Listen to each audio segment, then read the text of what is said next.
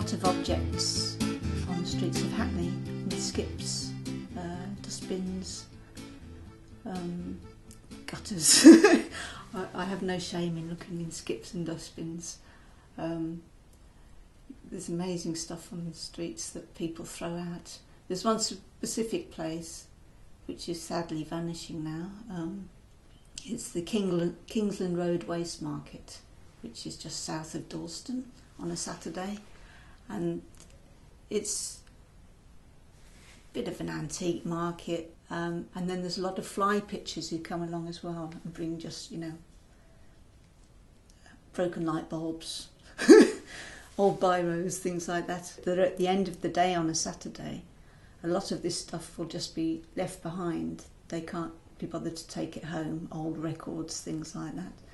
I found these. I found the puppet men in an old box in a warehouse in Shoreditch. They were quite all smashed up by then. I actually didn't know what it was. It was a box, so I could see the heads sticking out, and broken mechanical bits and things. And I just thought, oh, that looks exciting, and I'll take it home. And I didn't realise they had plugs on them, and I took them out and I got them home. They didn't have any clothes on or anything, and the heads were all smashed in actually.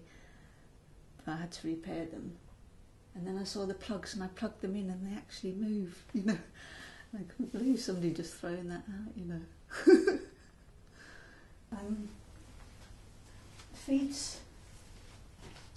the feet are called the Gleaners. I'm not sure why. I like the sound of the word.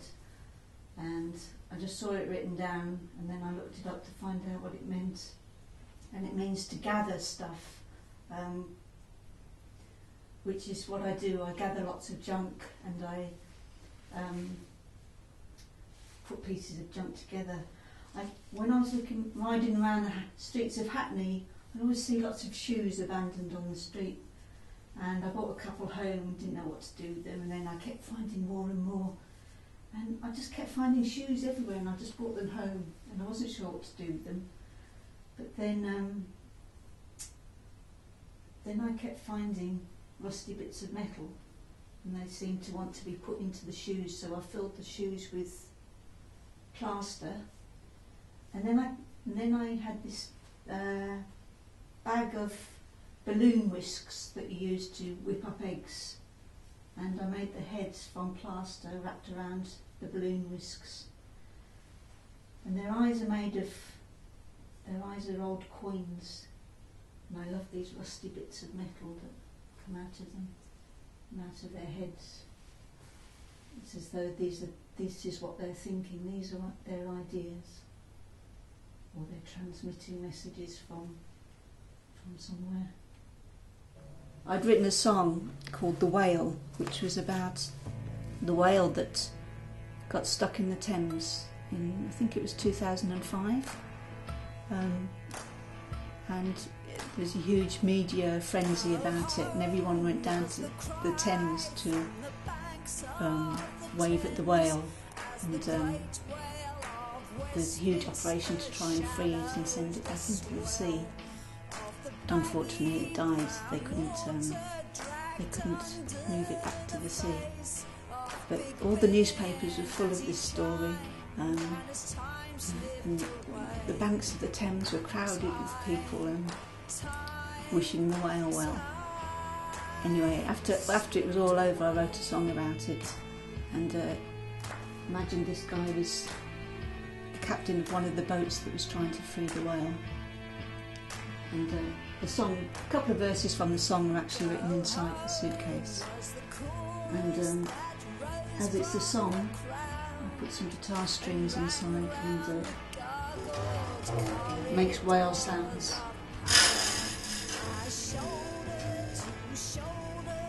The kids lifted high for the memory as news crews choppered the sky.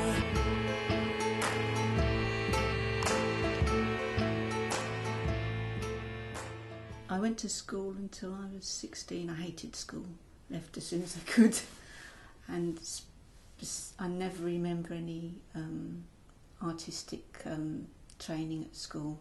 I think the one time I had an art lesson I was told I was rubbish. It was about 15 years ago. Somebody gave me some paper and some pens, and so it was sort of overnight that I just started using them. I didn't really know what to do with them, but I just started doodling, I suppose, in a way. And it was long rolls of very thin Chinese paper and some black ink pens. And because these rolls of paper are this long, I felt I had to fill up every space on the paper. And I still do that to this day. I get these long rolls of paper and still work on it. It can take months until the whole sheet of paper is filled up. Sometimes I'll rip the paper in half so I don't have to spend so long doing a whole piece. This is a picture called Peter's Opera. I had a good friend called Peter who was an archaeologist and anthropologist. He passed away a couple of years ago, but when I was a child he used to take us on digs in caves, and we used to find old bones and teeth, and he was a fantastic character himself. And his other passion apart from archaeology was opera. He was also very encouraging about my work. He used to encourage me to do it. And I normally draw in black and white, but he was always trying to get me to use more colour. Anyway, I did this drawing after he died, and it's called Peter's Opera, and it has got some colour in it, so I like to think he would like it, or maybe he does like it, looking down from heaven.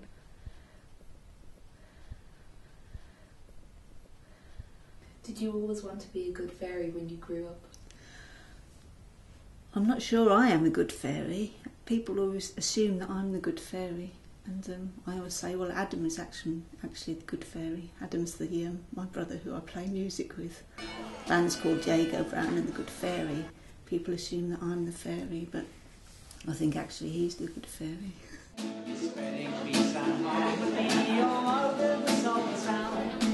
Concerning Adam's music, he's a lot more,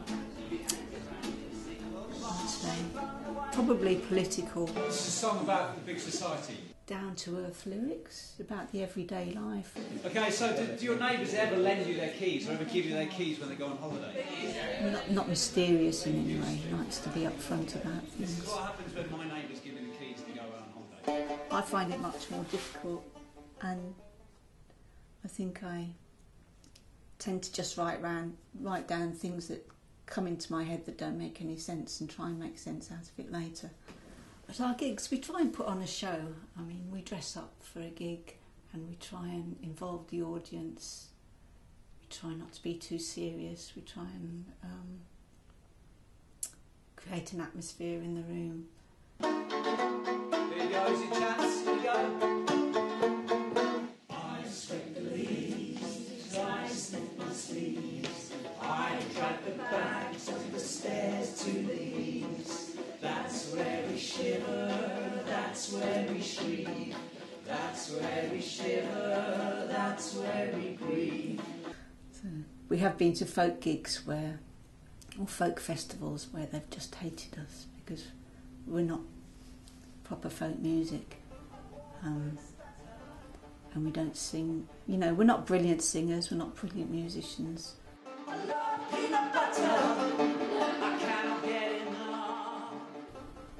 And yeah, some of these proper folk gigs with their fingers in their ears, they don't like us at all.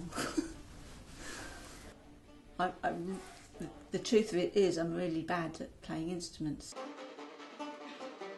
And I've actually started quite like that, now I've collected violins that only have 2 strings on them or something like that. And I just like the sound it makes. Life is sweet.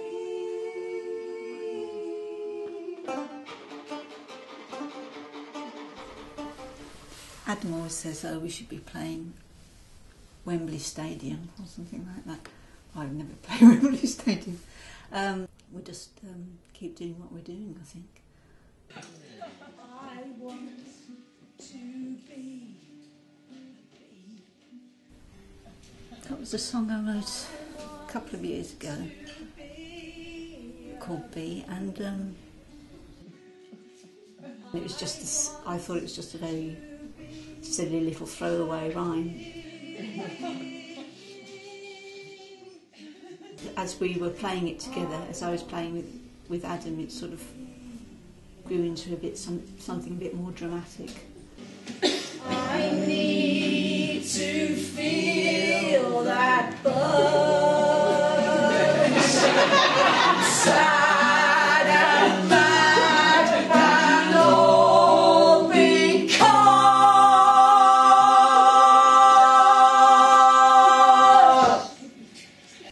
It's very easy to be dramatic with it, you know. It's one of those like old music hall songs where you can just throw yourself around singing it. I think I probably imagine myself as one of those old, like Edith Piaf or someone, being extra dramatic, and I really let myself go on it.